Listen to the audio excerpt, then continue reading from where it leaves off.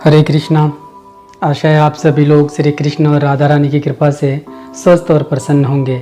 आज हम सभी लोग अपने दिमाग यानी कि ब्रेन इसको कैसे शार्प किया जाए यानी कि कैसे तेज किया जाए, इस बात पर चर्चा करेंगे। तो आइए शुरू करते हैं।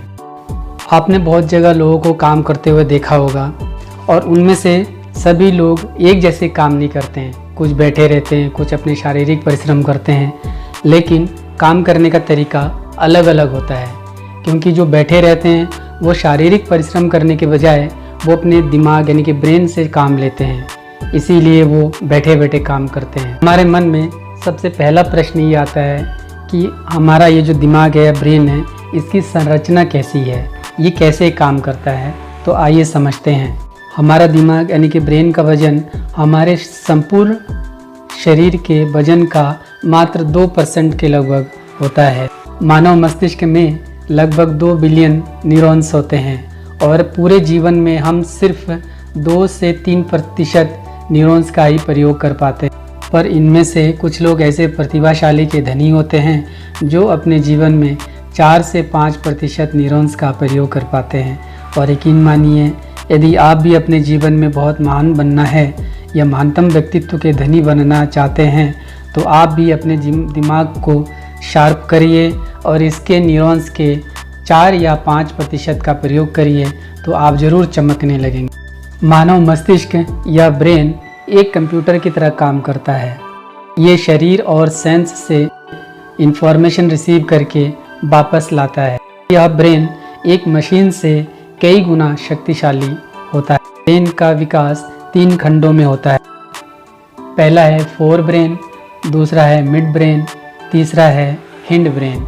लेकिन इसके प्रत्येक में फ्लूइड कैविटीज़ होता है जिसे हम वेंट्रिकल्स भी कहते हैं। हम अपनी आँखों से जो कुछ भी देखते हैं, इसका प्रोसेस हमारे मस्तिष्क के पिछले वाले भाग में ऑक्सीपिटल लोब में होता है, और जो कुछ भी हम कान से सुनते हैं उसका प्रोसेस टेम्पोरल लोब में होता है।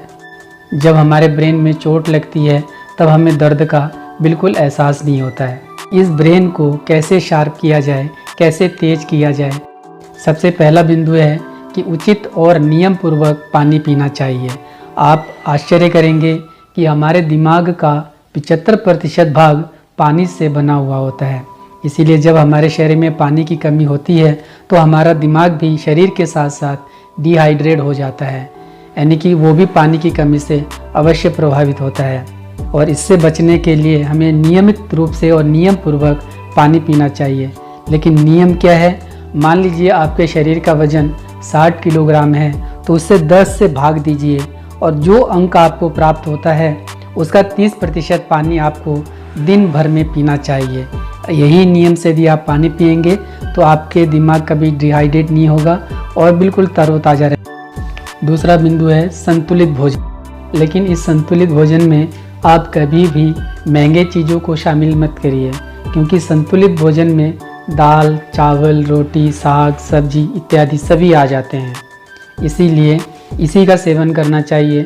लेकिन महत्वपूर्ण बात यह है कि दिमाग को तेज करने के लिए ओमेगा 3 फैटी एसिड नाम का विटामिन की आवश्यकता होती है, और ये विटामिन मुख्य रूप से मछलियों में पाया जाता है।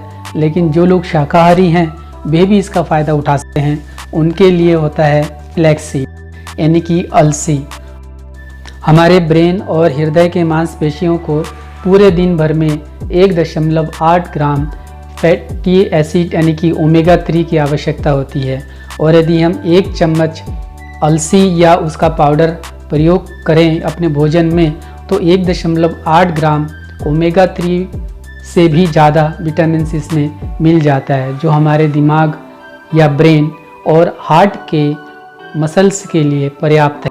फ्लैक्ससीड यानी कि अलसी को इस धरा का सबसे अच्छा भोजन माना जाता है।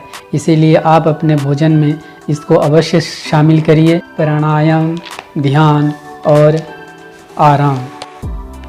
प्राणायाम में जब हम अनुलोम विलोम करते हैं तो अनुलोम और विलोम के माध्यम से हमारे शरीर और मस्तिष्क को ऑक्सीजन मिल जाती है, यानी कि इन दोनों में ऑक्सीजन का लेवल बढ़ जाता है, जिससे हमारे काम करने की शक्ति में वृद्धि होती है।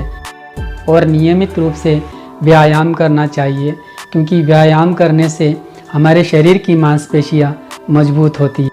और ध्यान भी बहुत महत्वपूर्ण स्थान रखता है, क्योंकि ध्यान हमारे मस्तिष्क या ब्रेन को डिटॉक्स करता है और इसकी कार्य क्षमता में वृद्धि करता है।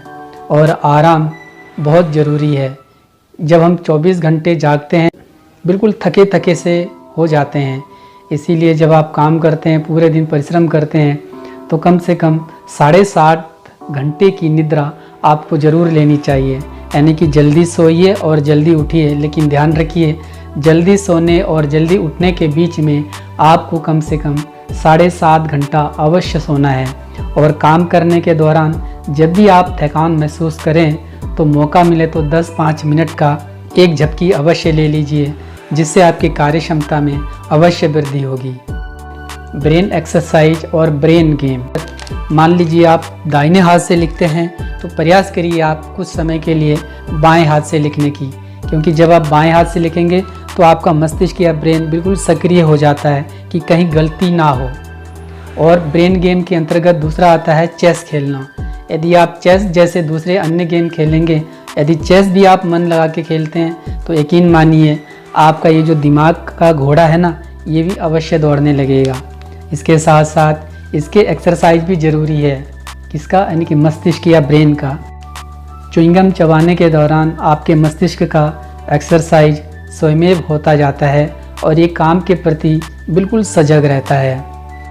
हमेशा कुछ ना कुछ नया सीखने का प्रयास करिए, जैसे विदेशी भाषा, डांस, सिंगिंग। आप वही नई चीज़ सीखिए जो आपके करियर के लिए महत्वपूर्ण हो। ताली उसी के लिए बजाई जाती है जिसमें कुछ विशेषता होती है, जिसमें कुछ खासियत होती है। यदि आप भी अपने लिए ताली बजवाना चाहते हैं तो अपने दिमाग को सजग रखिए और इसको और ज़्यादा शार्प करिए, क्योंकि जो सजग रहता है, जिसका दिमाग तेज रहता है, वो कभी गलती नहीं करता। और वो कोई भी काम करता है तो वो अपने आने वाले कल यानी कि भविष्य को ध्यान में रखकर काम करता है, इसीलिए वो धोखा भी ना के बराबर खाता है। लेकिन ओमेगा 3 के लिए फ्लैक्स सीड यानी कि अलसी ज़रूर खाइए। तो आज के वीडियो के लिए इतना ही। यदि ये अच्छा लगे तो इसको लाइक करिए, शेयर करिए और चैनल को भी सब्सक्राइब करिए। हरे कृष्णा।